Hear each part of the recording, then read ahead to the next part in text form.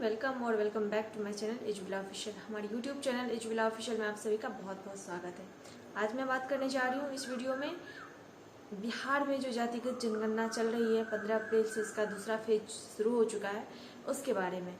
तो इसके फिर फॉर्मेट को लेके अभी भी ऊहापोह की बहुत सारी स्थिति बनी हुई है, कन्फ्यूजन बनी हुई है, जो गणना कर्मी है उसमें भी और जो पब्लिक है, आम जनता है, उसमें भी। तो इसी के बारे में मैं आपको डिटेल जानकारी यहाँ देने जा रही हूँ, तो वीडियो को बिल्कुल भी स्किप मत कीजिएगा, एंड तक देखिए, आपकी सारी शंकाएं दूर हो जाएगी। तो चलिए हम वीडियो को शुरू करते हैं।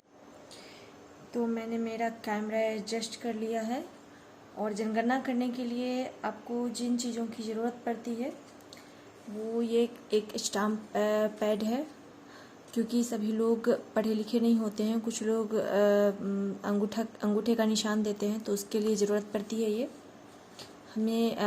हम डायरेक्ट अगर ओरिजिनल फॉर्मेट पे अपना काम करते हैं, जनगणना करते हैं, तो उसमें गलती होने की गुंजाइश होती है और हमें यह सख्त निर्देश दिया गया है कि ओवर राइटिंग नहीं करना है, वाइटनर नहीं लगाना है, और ये जो है ओरिजिनल फॉर्मेट वो फोल्ड नहीं करना है, कहीं से कट फट नहीं होना चाहिए।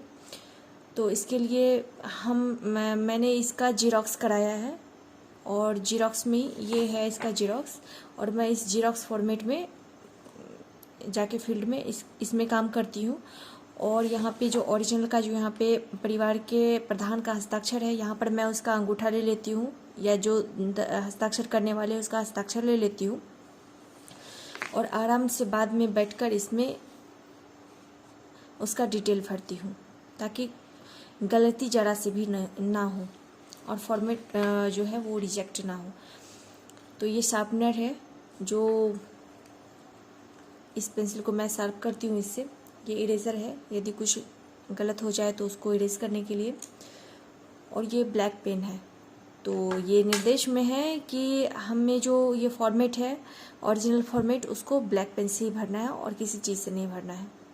तो इसकी ज़रूरत हमें बस यहाँ फील्ड में हस्ताक्षर कराने में होती है, और फील्ड में जब हम जीरोक्स में अपना काम करते हैं तो पेंसिल से ही करते हैं, ताकि करेक्शन करना इजी हो। तो आइए हम पहले आपको बताते हैं इसका जो जीरोक्स है तो उसमें क्या सब करना है। यह है बिहार जाति आधारित जनगणना का फॉर्मेट, जिसका मैंने जीरोक्स कराया हुआ है। तो यहाँ पे लिखा हुआ है सबसे पहले प्रपत्र संख्या, ये प्रपत्र संख्या है, और यहाँ बारकोड दिया हुआ है। हाँ, इसका जनगणना का जो चरण पहला चरण था, तो उसमें संख्या लिखा हुआ है, परिवार का संख्या, भवन संख्या, मकान का संख्या लिखा हुआ है। तो ये बारकोड स्कैन करने के लिए उसमें दिया गया है। इसको स्कैन करने से उसका पेज खुल जाता है और तभी हम उसमें फैमिली को ऐड कर पाते हैं। यहाँ पे सबसे ऊपर में राज्य का नाम है, उसके बाद जिला का कोड है। आपके जिला हमारे जिला का कोड 37 है, आपके जिला का कोड जो भी हो वो आप भरिए। ये चार्ज का कोड है, और ये पंचायत का कोड है। आपके जो भी पंचायत का कोड हो वो इसमें भर सकते हैं। ये वार्ड संख्या है, वार्ड नंबर भरें।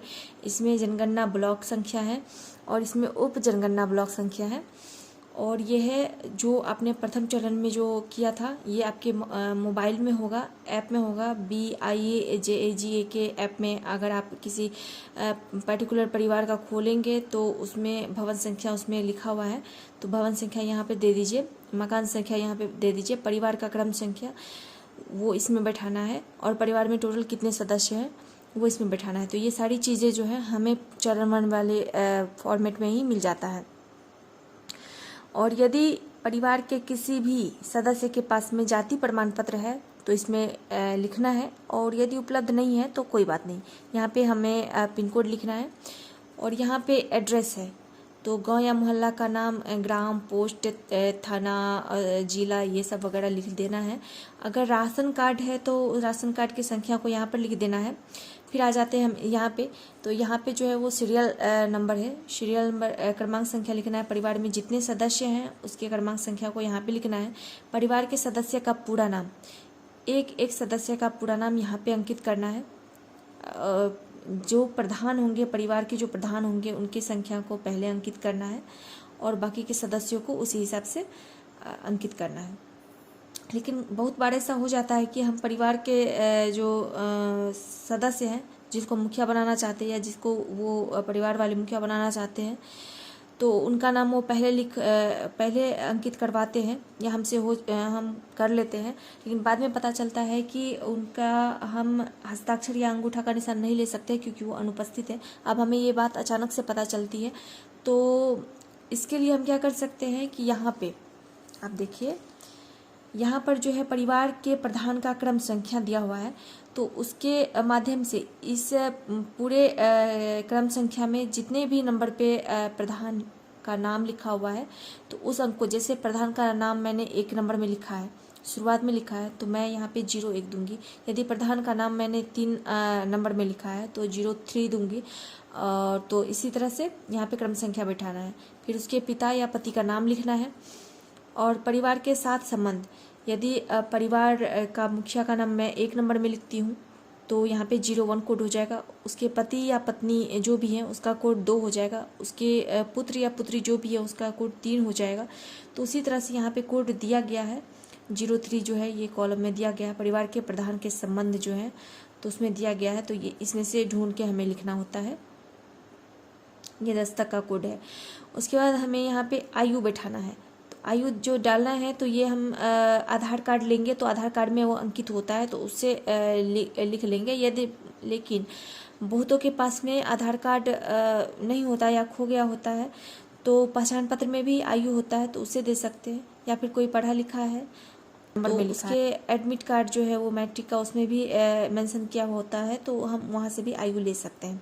फिर यहाँ पे लिंग हो गया, हम लिंग का कोड यहाँ से लेके डाल सकते हैं। 01 है पुल्लिंग के लिए, 02 है स्त्रीलिंग के लिए और अन्य के लिए 03 है। उसके बाद वैवाहिक स्थिति, यदि वो विवाहित है तो हम 02 देंगे, अविवाहित के लिए 01 देंगे, और यदि विधवा या विधुर है तो 3 देंगे। और यदि संबंध विच्छेद, अब संबंध विच्छेद और तलाकशुदा इसमें डिफरेंस है थोड़ा।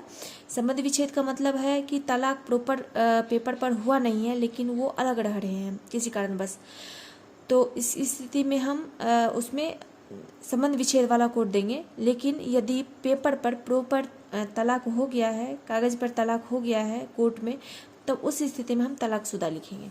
उसके बाद यहाँ पे जाति का कोड है, ये धर्म का कोड है कि वो किस धर्म से है, हिंदू मुस्लिम सिख ईसाई जो भी धर्म से है वो देंगे।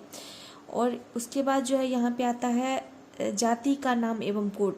तो हमारे पास जो है एक डायरेक्टरी मिली हुई है, हमें उपलब्ध नहीं है, तो यहाँ पे जाति का कोड डालना है और पहले जाति का नाम पूरा लिखना है, उसके बाद जाति का कोड देना है।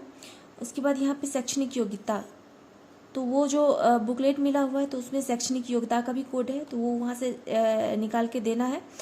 और जैसे कि पूर्व प्राथमिक के लिए 00 कोड है और 1 से लेकर 12 तक के लिए तो 01, 02, 03 करके 12 तक का है। फिर जैसे हम ग्रेजुएशन में आते हैं तो 20, 21, 22 वो सब शुरू हो जाता है। तो जिस भी मीडियम से हम करते हैं, डिप्लोमा करते हैं, तो उसका अलग अलग कोड दिया हुआ उसमें से लेके हम दे देंगे। आवासीय स्थिति यहाँ पर यहाँ पे कार्यकाल है, कार्यकलाप है। कार्यकलाप के लिए यहाँ पे कोड दिया गया है, तो इसमें बहुत सारे कोड हैं। सरकारी नौकरी है, संगठित क्षेत्र में प्राइवेट नौकरी है, असंगठित क्षेत्र में प्राइवेट नौकरी है, स्वरोजगार है, मतलब ये कोई वो अपना उद्योग धंधा शुरू किए हुए हैं, कर रहे हैं, तो ये कृषक हैं, काश्तकार हैं, खेतीहर मजदूर हैं, यदि किसी के खेतों में मजदूरी करते हैं तो ये निर्माण मजदूर है, यदि भवन निर्माण वाले कार्य में या किसी भी निर्माण संबंधी कार्य में वो मजदूरी करते हैं ये अन्य मजदूर है। ये मिस्त्री है, यानी कि वो किसी कला में पारंगत है, किसी विशेष कौशल का उन्हें ज्ञान है तो वो मिस्त्री हो गए।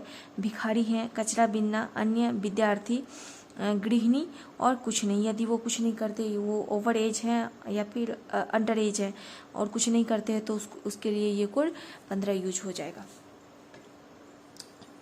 उसके बाद आ जाता है अस्थायी ये आवासीय स्थिति, उसके बाद का कोड है 11 नंबर का कोड आवासीय स्थिति। तो हमें देखना ये है कि उसका जो है मकान वो यहाँ पे देखना है कि उसका मकान जो है वो किस चीज़ का है। यदि पक्का मकान है लेकिन पक्का मकान में 2 से अधिक कमरा है तो एक कोड में आएगा। पक्का मकान है लेकिन उसमें सिर्फ 1 कमरा है तो कोड 2 हो जाएगा, लेकिन नीचे में ईंट है लेकिन ऊपर में छत नहीं है, खपड़ेल है, टीन है या कुछ भी है, तो 03 हो जाएगा। और बाकी उसके बाद के लिए झोपड़ी है। और जो कुछ आदिवासी में भी आते हैं या फिर कुछ ऐसे हैं जो आवासहीन है, बेघर है, तो उसके लिए हम लोग 05 का कोड यूज करेंगे। अस्थायी प्रवासीय स्थिति के लिए यहाँ पे अस्थायी प्रवासीय स्थिति उस स्थिति में लागू होता है जब परिवार का कोई भी सदस्य रोजगार के लिए या शिक्षा के लिए बिहार के किसी अन्य स्थान पर शिक्षा प्राप्त करता है, बिहार के अंदर रह के या दूसरे किसी राज्य में, भारत देश के किसी अन्य राज्य में रहता है, या फिर देश के दुनिया के किसी अन्य देश में रहता है शिक्षा के लिए या रोजगार के लिए, तो उसके लिए यहाँ पे कोड दिया गया है। और यहाँ पर है कि उसके घर में कंप्यूटर या लैपटॉप है या नहीं है, तो उसके लिए यदि है तो 1, नहीं है तो 2, और इंटरनेट के बिना, इंटरनेट के साथ है तो 1, इंटरनेट के बिना है तो 2, और है ही नहीं तो 3। उसके बाद यहाँ पे मोटरयान में है 2 पहिया, 3 पहिया, 4 पहिया, ट्रैक्टर, 6 पहिया, अधिक और कुछ नहीं। तो यहाँ पर एक और कन्फ्यूजन होता है किसी किसी में कि साइकिल को वो 2 पहिया वाले में गिनती करने की कोशिश करते हैं, तो ऐसा हमें बिल्कुल भी नहीं करना है। साइकिल 2 पहिया में नहीं आएगा। क्यों नहीं आएगा? क्योंकि यहाँ पे लिखा हुआ है मोटरयान और साइकिल में मोटर नहीं लगा होता है, तो मोटरयान में नहीं आएगा, तो इसलिए हम साइकिल को इस कैटेगरी में नहीं डालेंगे। उसके बाद आ जाता है यहाँ पे कृषि भूमि। कृषि भूमि में आ जाता है कि यहाँ पे 2 तरह से हम देखते हैं लिखा हुआ, एक डिसिमल में लिखा हुआ है और दूसरा है एकड़ में लिखा हुआ। जबकि हमें जब हम जाते हैं फील्ड में काम करने के लिए तो हमें लोग बताते हैं कट्ठा में या फिर बीघा में, तो उसको हम लोग डिसिमल में निकाल लेंगे, एकड़ में निकाल लेंगे। जैसे कि आपको 4 डिसमल जब भी हम एक कट्ठा यदि वो ज़मीन बताते हैं तो उसका 4 डिसमल हो जाता है, 2 कट्ठा बताते हैं तो 8 डिसमल हो जाता है, मतलब 4 डिसमल का 1 कट्ठा होता है। और वहीं यदि हम बीघा की बात करें और उसको कट्ठा में देखते हैं, कट्ठा और बीघा का, तो उसमें 20 कट्ठा का 1 बीघा हो जाएगा, तो वो सभी लोग जानते होंगे। 32 कट्ठा जो है उसका 1 एकड़ हो जाएगा, तो ये सब सभी लोग जानते हैं, तो उस हिसाब से हम लोग अपना कोड यहाँ पे दे देंगे। उसी तरह से यहाँ पे आवासीय भूमि की स्थिति है, ये कृषि भूमि है जहाँ हम खेती करते हैं, जहाँ वो खेती करते हैं, और ये आवासीय भूमि है जहाँ उनका घर है। उसके बाद का ये जो कोड है वह है सभी स्रोतों से मासिक आय, मतलब जो उसके पास जो भी स्रोत है, खेत है या फिर वो कहीं बाहर काम करते हैं या फिर कोई अन्य स्रोत है आय का, मकान रेंट पे दिए हुए हैं या कुछ और, तो उन सभी के स्थिति में उनको कितना आमदनी होता है, मासिक आमदनी, यहाँ पे मासिक आमदनी लिखना है, सालाना नहीं है, तो उसके लिए यहाँ पे कोड है। और यहाँ पे 13 और 15 के लिए ये कोड लागू नहीं होता। अब 13 और 15 में क्या है, तो 13 में है विद्यार्थी और 15 में है कुछ भी नहीं, वो जो कुछ भी नहीं करता है, और 14 में है गृहिणी। 13 से लेके 15 तक में कुछ भी नहीं, 08 हम कोड दे देंगे। उसके बाद क्या है कि यहाँ पर जो है वो प्रगणक जो गणना कर्मी हैं वो अपना हस्ताक्षर करेंगे और यहाँ पे जो है उनके पर्यवेक्षक वो यहाँ पे हस्ताक्षर करेंगे। उसके बाद हम यहाँ पर हमारा काम ख़त्म बिल्कुल भी नहीं होता है। जब हम ऐसा कर लेते हैं तो उसके बाद जो है हम अपना मोबाइल में ऐप खोलेंगे और ऐप में इस व्यक्ति के जिसका हमने अभी गणना ऑफलाइन किया हुआ है, पेपर पे किया हुआ है, तो उसका नाम उसमें निकालेंगे और उसका जो है बारकोड स्कैन करेंगे। बारकोड स्कैन करते ही उसका जो है पेज खुल जाएगा, फोल्डर खुल जाएगा और उसमें परिवार के सदस्यों को ऐड फैमिली मेम्बर लिखा होगा। तो हमें उसमें एक एक करके सारे फैमिली के मेम्बर को एंट्री कराना है और जितने भी फैमिली मेम्बर का यहाँ पे नाम, यहाँ पे परिवार में कुल सदस्यों की संख्या अगर 4 है तो हमें 4 ही पेज हमारे सामने में खुलेगा, 5वां पेज नहीं खुलेगा। यदि परिवार में सदस्यों की संख्या बढ़ गई है या घट गई है तो उसको हम यहाँ पे ऑफलाइन लिख लेंगे, लेकिन वो ऑनलाइन एंट्री हम नहीं कर पाएंगे। वो ऑनलाइन एंट्री कौन करेंगे, तो वो हमारे पर्यवेक्षक करेंगे, वो हम नहीं करेंगे क्योंकि हमारे सामने वो ऑप्शन नहीं आएगा। लास्ट में यहाँ पे आधार कार्ड का है, तो आधार कार्ड का जो नंबर है वहाँ पे एंटर कर देना है। तो जब हम ये सारा डाटा करेक्ट अपने हिसाब से करेक्ट भर लेते हैं तब भी हमें सबमिट तुरंत नहीं करना है। उसको क्या करेंगे, हम रिव्यू पे जाएंगे। रिव्यू पर जाकर चेक करेंगे कि हमारे द्वारा भरा गया जितना भी डाटा है वो सही है या नहीं है, या कहीं हमें एडिट करना है। हो सकता है हमने कहीं पर कुछ गलत लिखा हो, हमारे माइंड में क्लिक कर रहा हो कि मैंने यहाँ पे गलत किया है, तो वहाँ पर एडिट का ऑप्शन आता है। जब भी आप check and submit and review का ऑप्शन आता है उसमें, तो उसमें एडिट करने का ऑप्शन आता है, पेंसिल का निशान होता है, तो वहाँ पर हम क्लिक करेंगे जब, तो हम उसको एडिट कर सकते हैं। हमारा जो भी डाटा छूटा हुआ है या जो भी हमको चेंज करना है वो कर सकते हैं। उसके बाद हम फाइनल सबमिशन पे जाते हैं, तो वहाँ पे एक कंफर्मेशन एक बॉक्स रहता है कि आपके द्वारा ऊपर जो जानकारी भरी हुई है वो सही है, तो उसकी मैं घोषणा करती हूँ या मैं घोषणा करता हूँ, तो उस पर हम टिक आउट करेंगे उसको, और उसके बाद जो है फाइनल सबमिशन में कंफर्म कर देंगे। कंफर्मेशन करते ही वो जो है आपका सबमिट हो जाएगा, और इसी तरह से हम उसके बाद अगला करेंगे।